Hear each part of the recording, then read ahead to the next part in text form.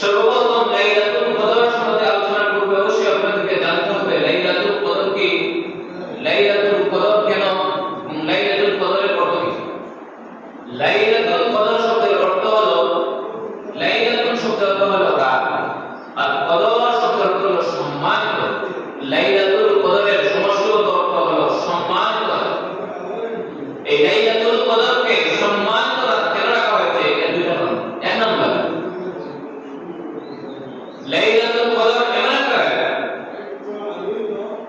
এমন একটা রাত যে রাত হাজার মাস ইবাদত করে, হাজার মাসের অপেক্ষায়, বছর যতটা দিন আছে সব দিনের অপেক্ষায় সম্মানিত রাত, সব দিনের ইবাদত যে করলেন, আর লাইলাতুল কদরের রাতের ইবাদত যে করলেন, তাহলে লাইলাতুল কদরের রাতের ইবাদতের মর্যাদা বেশি। এজন্য আল্লাহ রাব্বুল আলামিন লাইলাতুল কদরকে লাইলাতুল কদর হিসেবে নামকরণ করেছেন।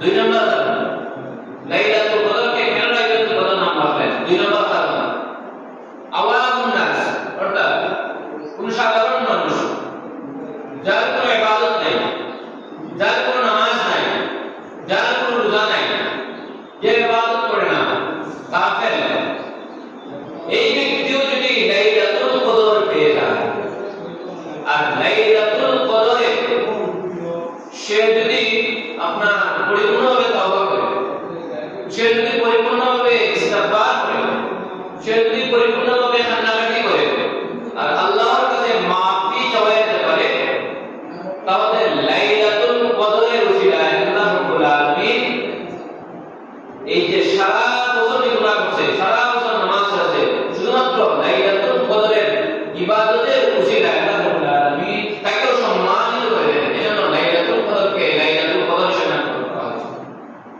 আমি আপনাদের সামনে যে সূরাটি তেলাওয়াত করেছি, এই সূরাটি আল্লাহ রাব্বুল আলামিন লাইলাতুল কদরের উপর কে নাযিল করেছেন। এই সূরাটির একটা বৈশিষ্ট্য আছে। এক নম্বর, আল্লাহ রাব্বুল আলামিন এই সূরার একটা বৈশিষ্ট্য, লাইলাতুল কদরের একটা বৈশিষ্ট্য তুলে ধরেছেন। এক নম্বর, এই লাইলাতুল কদর আল্লাহ রাব্বুল আলামিন কুরআনুল কারীমে নাযিল করেছেন। দুই নম্বর, হাজার মাসের চাইতে লাইলাতুল কদর উত্তম। তিন নম্বর, এই রাত্রিতে জিবরাইল আলাইহিস সালাম জমিনের মধ্যে আসেন, একটা ফেরেশতাদের ফেরেশতাদের কাফেলা নিয়ে জমিনের মধ্যে আসেন। চার নম্বর, লাইলাতুল কদর হলো সম্পূর্ণ শান্তি দেয়। এই চারটা বৈশিষ্ট্য হলো লাইলাতুল কদরের। এবার আসুন লাইলাতুল কদর সূরা কদর নামক সূরাটা কিসের জন্য আল্লাহ রাব্বুল আলামিন নাযিল করলেন, এর শানুল মেয়েদের সামনে তুলে দিলেন। রাসূল করিম সাল্লাল্লাহু আলাইহি ওয়াসাল্লাম আপনার সাহাবায়ে কেরামদের উদ্দেশ্যে বনী ইসরাঈলের জন্য এক ব্যক্তির কারণে তুলে ধরলেন। রাসূল করিম সাল্লাল্লাহু আলাইহি ওয়াসাল্লাম বলেন, বনী ইসরাঈলের একজন ব্যক্তি, সে 1000 মাস পর্যন্ত তার তরবারি খাবারে দিতে পারে না, অর্থাৎ আল্লাহর জমিনে আল্লাহর নিজামকে বাস্তবায়ন করার জন্য, আল্লাহর জমিনে আল্লাহর দ্বীনকে বাস্তবায়ন করার জন্য 1000 মাস পর্যন্ত সে জিহাদ করেছে। এই কথা শুনে সাহাবায়ে কেরামদের একটা কাকে বলল, ইয়া রাসূলুল্লাহ, আমাদের হায়াত মাত্র 63 বছর, আমরা 63 বছরের হায়াতে জিন্দেগি নিয়ে দুনিয়ার মধ্যে আসছি। ইয়া রাসূলুল্লাহ, তাদের হায়াত ছিল 1200 বছর, তাদের হায়াত ছিল 800 বছর, তাদের হায়াত ছিল 1000 বছর পর্যন্ত, আর আমরা মাত্র 63 বছরের হায়াতে জিন্দেগি নিয়ে আসছি। তাদের জিহাদের বয়স পরিমাণ আমাদের কি হয় নাই, হায়াতে জিন্দেগি নাই। তাদের নামাজের বয়স পর্যন্ত আমাদের হায়াতে জিন্দেগি নাই। ইয়া রাসূলুল্লাহ, তারা আমাদের চেয়ে কত বেশি জিহাদ করছে। ইয়া রাসূলুল্লাহ, তারা আমাদের চেয়ে কত বেশি নামাজ পড়ছে। ইয়া রাসূলুল্লাহ, তারা আমাদের চেয়ে কত বেশি রোজা রাখছে। এইগুলো সাহাবায়ে কেরামদের ভিতরে একটা আক্ষেপ ছিল। এই আক্ষেপ জাগার সাথে সাথে আল্লাহ সুবহানাহু ওয়া তাআলা কত মেহেরবান আল্লাহ, কত দয়ালু আল্লাহ এই উম্মতে মুহাম্মাদের উপর, সাথে সাথে জিবরাইল আমিন আলাইহিস সালাতু ওয়াস সালাম রাসূল করিম সাল্লাল্লাহু আলাইহি ওয়াসাল্লামের কাছে আসেন। আসিয়া রাসূল করিম সাল্লাল্লাহু আলাইহি ওয়াসাল্লামের কাছে ওহী নিয়ে আসেন। ওহী নাযিল করলেন, বিসমিল্লাহির রাহমানির রহিম, ইন্না আনজালনাহু ফি লাইলাতিল কদর। জিবরাইল আমিন আলাইহিস সালাতু ওয়াস সালাম রাসূল করিম সাল্লাল্লাহু আলাইহি ওয়াসাল্লামের কাছে সূরা কদর নামক সূরাটি নিয়ে আসলেন। আসে বলেন, ইন্না আনজালনাহু ফি লাইলাতিল কদর। ইয়া রাসূল, রাসূল রাসূলুল্লাহ সাল্লাল্লাহু আলাইহি ওয়াসাল্লাম বলেন, ইয়া রাসূলুল্লাহ, আল্লাহ রাব্বুল আলামিন লাইলাতুল কদরে কুরআনুল কারীমকে নাযিল করেছেন। লাইলাতুল কদরে কি করেছেন? কুরআনুল কারীমকে আল্লাহ রাব্বুল আলামিন নাযিল করেছেন। এই আয়াত নাযিল হওয়ার পূর্বে রাসূলুল্লাহ সাল্লাল্লাহু আলাইহি ওয়াসাল্লাম লাইলাতুল কদর কেন জানতেন না? সাহাবায়ে কেরাম লাইলাতুল কদর কি এটাও জানতেন না। লাইলাতুল কদর কি রাসূল জানতেন না, সাহাবায়ে কেরাম জানতেন না। কি আয়াত নাযিল করেছেন? ইন্না আনজালনাহু ফি লাইলাতুল কদর। লাইলাতুল কদরে আল্লাহ রাব্বুল আলামিন কোরআনকে নাযিল করেছেন। লাইলাতুল কদর মর্যাদাশীল হওয়ার জন্য এই আয়াতই যথেষ্ট। গত শুক্রবার আমি আপনাদের সামনে বলেছিলাম কোরআনুল কারীমের এত মর্যাদা। রাসূলুল্লাহ সাল্লাল্লাহু আলাইহি ওয়াসাল্লামের জমিনের পাতার নিচ থেকে নিয়ে আসমানের উপর পর্যন্ত যত দামি বস্তু হোক না কেন কোরআনুল কারীমের উপর কোনো দামি বস্তু হতে পারে না। গত শুক্রবারে জুমার মাঝে বলেছিলাম কোরআনুল কারীম এমন একটা কিতাব, এই কিতাবের ছোঁয়া যার সাথে গেছে আল্লাহ রাব্বুল আলামিন তাকে দামি করে রেখেছেন। যেমন লৌহে মাহফুজ থেকে কোরআনুল কারীমকে জিবরাইল আলাইহিস সালাম বহন করে রাসূলুল্লাহ সাল্লাল্লাহু আলাইহি ওয়াসাল্লামের কাছে নিয়ে আসছেন। এজন্য ফেরেশতাদের মধ্য থেকে জিবরাইল আলাইহিস সালামের মর্যাদা সবচেয়ে বেশি। ঠিক তেমনিভাবে কোরআনুল কারীম মক্কায় মদিনায় নাযিল হওয়ার কারণে দুনিয়ার যত দেশ আছে এই দেশের মধ্যে মক্কা মদিনার সম্মান বেশি। কেন? কোরআনুল কারীম এই দেশে নাযিল হয়েছে। আমরা মক্কার সাথে বলে মক্কাতুল মুকাররমা মদিনাকে উচ্চারণ করি মদিনাতুল মুনাওয়ারা, সম্মানিত শহর, সম্মানিত দেশ করে আমরা সম্বোধন করি। কেন? এই দুইটা দেশে কোরআনুল কারীম নাযিল হয়েছে। ঠিক তেমনিভাবে কোরআনুল কারীম যাদের সিনার ভিতর রয়েছে হাফিজে কোরআন, তাদেরকে আমরা কি করি? সম্মান করি। হুজুরদের আমরা কিসের সম্মান করি? কেন? হুজুরদের ভিতরে কোরআনুল কারীম আছে, এজন্য আমরা সম্মান করি। আপনি যদি কোরআনুল কারীম মুখস্থ করেন আপনিও সম্মানিত হয়ে যাবেন। কোরআনুল কারীমকে বহন করেছে রাওয়া, কাঠের রাওয়া। দুনিয়ার কত কাঠ আছে, দামি দামি কাঠ আছে, এগুলোতে ফাড়া করে আমরা কি করি না, সালামও করি না, চুমো খাই না। কিন্তু রাওয়ালের মধ্যে যদি ভুল করে ফাউ লেগে যায় তাহলে আমরা রাওয়ালকে বুকে নিয়ে চুমো খাই, সালাম করি। কেন? রাওয়াল বহন করেছে কোরআনুল কারীমকে। ঠিক তেমনিভাবে হাফিজে কোরআনকে বহন করার কারণে হাফিজে কোরআনের মর্যাদা শুধুমাত্র দুনিয়ার মানুষের কাছে নয়, আল্লাহ রাব্বুল আলামিনের কাছে আছে। আল্লাহ রাব্বুল আলামিন কিয়ামতের ময়দানে আল্লাহ রাব্বুল আলামিন ওয়াক্তিল কামা কুনতা তুওয়াক্তিল ফিদ দুনিয়া ফা ইন্নাল মানজিলাকা। আল্লাহ রাব্বুল আলামিন কিয়ামতের দিন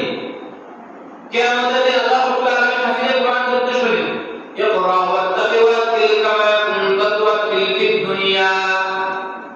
কিয়ামতের দিন আল্লাহ রাব্বুল আলামিন হাফিজে কোরআনের উদ্দেশ্য করেন, পড়তে থাকো আর চলতে থাকো।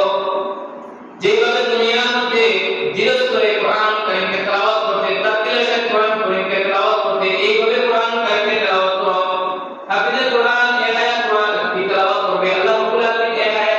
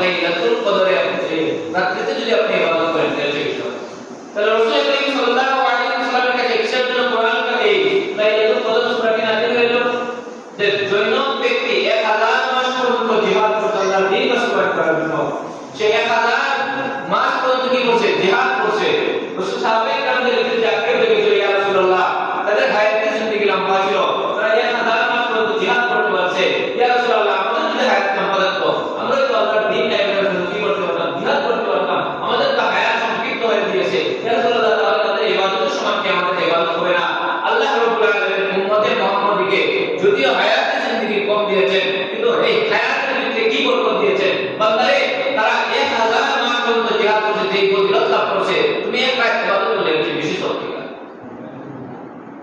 এই রাতে আমাদের সামনে এসেছে تنزل الملائكة والروح فيها بإذن ربهم من كل أمر এই রাতে আরেকটা বৈশিষ্ট্য হলো আল্লাহ রাব্বুল আলামিন নির্দেশ করেন জিবরাইল আলাইহিস সালামকে জিবরাইল আলাইহিস সালাম একদল ফেরেশতাদেরকে নিয়ে জমিনের মধ্যে কি করেন অবতীর্ণ হয় তাদের হাতে কিছু কাগজ থাকে বিশুদ্ধ কিছু কাগজ থাকে এই কাগজ নিয়ে হায়াত রিজেক মাউত বৃষ্টি এগুলো নতুন করে তারা সংস্কার করে আসমানে যে জিম্মাদার ফেরেশতা আছেন এরা কি বলতে যে জিম্মাদার ফেরেশতা আছেন ফেরেশতাদের হাতে নিয়ে নতুন করে নিয়ে আবার দেওয়া হয় এটা হায়াত বৃদ্ধি করে দাও রিজেক বৃদ্ধি করে দাও এই দিন বৃষ্টি দিও এই দিন রোদ দিও এরকম ফসল দিও অন্য হাদিস আছে রাসূল করিম সাল্লাল্লাহু আলাইহি ওয়াসাল্লাম বলেন ওয়া আনাস রাদিয়াল্লাহু তাআলা আনহু قال قال رسول الله صلى الله عليه وسلم إذا كان ليلة القدر نزل جبرائيل عليه الصلاة والسلام في كوكبة من الملائكة يصلون على كل عبد قائم أو قاعد يذكر الله عز وجل الله رسول صلى الله عليه وسلم যখন লাইলাতুল কদরের রাতে আসে লাইলাতুল কদরের রাতে জিবরাইল আলাইহিস সালাতু ওয়াস সালাম একদল বিশাল একদল ফেরেশতাদেরকে নিয়ে দুনিয়ার মধ্যে অবতীর্ণ হন তাদের হাতে সবুজ খাজানা থাকে সবুজ জান্নাত নিয়ে তারা দুনিয়ার মধ্যে অবতীর্ণ হন সবুজ জান্নাতকে বাইতুল্লাহর উপরে উড্ডীন করে সারা দুনিয়ার দেশে ছিটিয়ে দেন ছড়িয়ে পড়েন সারা দুনিয়া ছড়িয়ে পড়েন এরপর আল্লাহর যে বান্দাগুলো আছে নামাজ অবস্থায় লাইলাতুল কদরে আল্লাহর যে বান্দা নামাজ অবস্থায় আছে যে বান্দা জিকির অবস্থায় আছে যে বান্দা দোয়া অবস্থায় আছে যে বান্দা কোরআন তেলাওয়াত অবস্থায় আছে ফেরেশতারা তাদের সাথে এসে মুসাফা করে ফেরেশতারা তাদের সাথে এসে মুআনাকা করে ফেরেশতারা তাদেরকে এসে সালাম করে এরপর তাদের দোয়াতে আমিন আমিন বলতে থাকে কি মনে করেন আসমানের ফেরেশতা এসে আমার সাথে যদি মুসাফা করে আসমানের ফেরেশতা এসে আমার সাথে যদি সালাম করে আসমানের ফেরেশতা এসে আমার দোয়াতে আমিন আমিন বলে তাহলে কি পরিমাণ মর্যাদাশীল ব্যক্তি লাইলাতুল কদরে যে ইবাদত করে মাকরাম হাজির এরকম একটা মর্যাদাশীল ব্যক্তি আমাদের সামনে এসেছে শেষ আয়াত আল্লাহ বলেন সালামুন হিয়া হাত্তা মাতলাইল ফাজর এই সারাটা রাত্রি শান্তি থাকবে এই রাত্রি ফজরের আযানে কাটবে তার মর্যাদা পর্যন্ত সন্ধ্যা থেকে নিয়ে ফজরের আযানে কাটবে আমাদের দেশে একটা বিভ্রান্তি আছে আমরা পিছনে বিভ্রান্তি করতে আমরা মনে করি সারা রাত ধরে ঘুরতে আমরা মনে করি ফজরের নামাজে এসে ইমাম সাহেব লম্বা দোয়া বলা এই দোয়াতে লাইলাতুল কদর পেয়ে গেল না এটা ভুল ধারণা লাইলাতুল কদর সুবহে সাদিক পর্যন্ত লাইলাতুল কদর থাকে সুবহে সাদিক শেষ লাইলাতুল কদর মর্যাদা শেষ ফজরের পরে যে দোয়া এই দোয়া অন্যান্য দিনের দোয়া সমান এত আমাদেরকে লাইলাতুল কদর বুঝতে হলে সুবহে সাদিকের ভাগ পর্যন্ত আমাদেরকে লাইলাতুল কদর বুঝতে হবে মহতরম হাজির এই লাইলাতুল কদর আল্লাহ তাআলা স্পষ্ট রাখছেন অর্থাৎ গোপন রাখছেন তিনটা কারণে আল্লাহ রাব্বুল আলামিন লাইলাতুল কদর গোপন রাখছেন এক নম্বর কারণ এই লাইলাতুল কদর এমন একটা রাত বললাম তো 83 বছর 4 মাস ইবাদত করলে যে সওয়াব এক লাইলাতুল কদর ইবাদত করলে বেশি সওয়াব এই রাতটা উপরে বিশেষ হুকুম করছেন কিছু মানুষ আছে যদি মনে করেন যে নামাজ পড়ার দরকার নাই রোজা রাখার দরকার নাই ইবাদত করার দরকার নাই না নাফরমানি তো লিপ্ত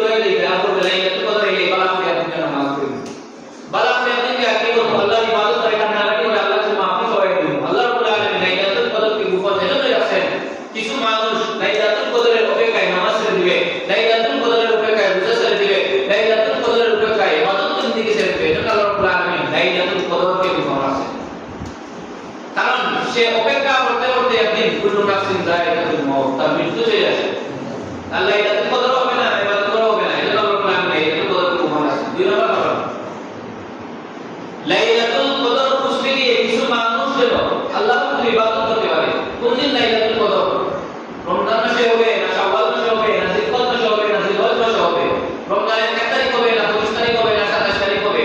কিছু পূজাগুলো করতে গিয়ে বান্দাদের কিছু আমল করতে পারে, এটা আল্লাহ রাব্বুল আলামিন লাইলাতুল কদরকে গোপন রাখেন। 3 নম্বর কারণ লাইলাতুল কদরকে আল্লাহ রাব্বুল আলামিন সেজন্য গোপন রাখেন।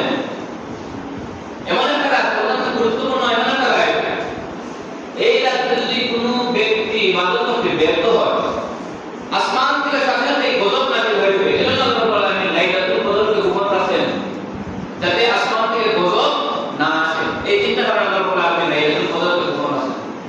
যদিও লাইলাতুল কদরকে আল্লাহ রাব্বুল আলামিন গোপন রাখেন, তদুপরি অনেক বিষয় লাইলাতুল কদর স্পষ্ট। অধিকাংশ রাওয়াইদের মতে লাইলাতুল কদর 12টা মাসের মধ্যে শুধুমাত্র রমজান মাসেই হয়, শুধুমাত্র রমজান মাসেই লাইলাতুল কদর হয়। তাহলে 11 মাস থেকে মুক্ত, 1 মাস ইবাদত করলে লাইলাতুল কদর আপনি পেয়ে যাবেন। আরো কিছু রাওয়াইদের বর্ণনা লাইলাতুল কদর রমজানের শেষ 20 তারিখ থেকে নিয়ে ঈদের আগ পর্যন্ত লাইলাতুল কদর 10 দিনের ভিতরে যে কোনো একদিন হতে পারে। তাহলে 1 মাস থেকে আপনি 20টা দিন মাইনাস হয়ে গেল, 10 দিন ইবাদত করলে আপনি লাইলাতুল কদর পেয়ে যাবেন। আরো কিছু রাওয়াইদের মতে লাইলাতুল কদর রমজানের শেষ দশকের বেজুর যে কোনো এক রাত্রিতে 21 তারিখ, 25 তারিখ, 29 তারিখ, 27 তারিখ যে কোনো এক রাত্রিতে লাইলাতুল কদর হতে পারে। আরো 10 দিন থেকে 5 দিন ইবাদত করলে আপনি লাইলাতুল কদর পেয়ে গেলেন। আরো কিছু রাওয়াইদের মতে 27 তারিখের রাত্রিতে লাইলাতুল কদর। এতে এই ইখতিলাফের মীমাংসা হলো আপনি যদি 20 তারিখ থেকে ইবাদত কি করেন, লাইলাতুল কদর পাওয়ার জন্য যদি আপনি পরিপূর্ণভাবে আল্লাহ রাব্বুল আলামিনের কাছে ইবাদত করেন, কান্নাকাটি করেন, এই 10 দিন ইবাদত করলে আপনি লাইলাতুল কদর পেয়ে যাবেন। এতে লাইলাতুল কদর পাওয়ার জন্য সবচেয়ে উত্তম পন্থা হলো ইতিকাফ। যারা ইতিকাফ করেন না, লাইলাতুল কদর পেয়ে যাবেন। আপনি যদি মসজিদে এসে ঢুকে যান, মসজিদে এসে 20 তারিখ আপনি যদি মসজিদে এসে ঢুকে যান, তাহলে আপনি 30 তারিখ যে মসজিদ থেকে বের হয়ে যাবেন, এদিক থেকে আপনি লাইলাতুল কদর পেয়ে যাবেন। এই ইতিকাফ কোনদিন হবে, কোনদিন হবে, ইতিকাফ করলে আপনি লাইলাতুল কদর পেয়ে যাবেন। এবার আসুন ইতিকাফ কি? ইতিকাফ শব্দের অর্থ কি? এক জায়গায় অবস্থান করে ইতিকাফ করা হয়। আপনি ইতিকাফ কোন মসজিদে করবেন? যে মসজিদে 5 ওয়াক্ত নামাজ হয়, জুমার নামাজ হয়, এমন একটা মসজিদে আপনি নিয়ত সহকারে, ইতিকাফের নিয়ত সহকারে আল্লাহকে সন্তুষ্টি, রাজি এবং সন্তুষ্টি করার জন্য, টাকার বিনিময়ে নয়। কিছু কিছু জায়গায় আছে টাকা দিয়ে মানুষে আপনি 10 দিন ইতিকাফ করেন, আপনাকে আমাদের আমাদের পক্ষ থেকে টাকা দেবে। এই টাকার বিনিময়ে নয়, আল্লাহকে রাজি খুশি করার উদ্দেশ্যে কেউ যদি মসজিদের ভিতরে 10 দিন ইতিকাফ করে, 10 দিন অবস্থান করে ইতিকাফ করে, ইতিকাফ 3 প্রকার। এক নম্বর ইতিকাফ হলো ওয়াজিব ইতিকাফ। মনে করেন আপনি নিয়ত করছেন আমার এক ছেলে বিদেশ কাজ হয়ে গেলে আমি বাবা 3 দিন ইতিকাফ করব, মানে আপনি রোজা সহকারে 3 দিন মসজিদে অবস্থান করাকে ওয়াজিব ইতিকাফ বলে। এটাকে বলা হয় মান্নত ইতিকাফ। 2 নম্বর ইতিকাফ হলো সুন্নতে মুআক্কাদা আলাল কিফায়া।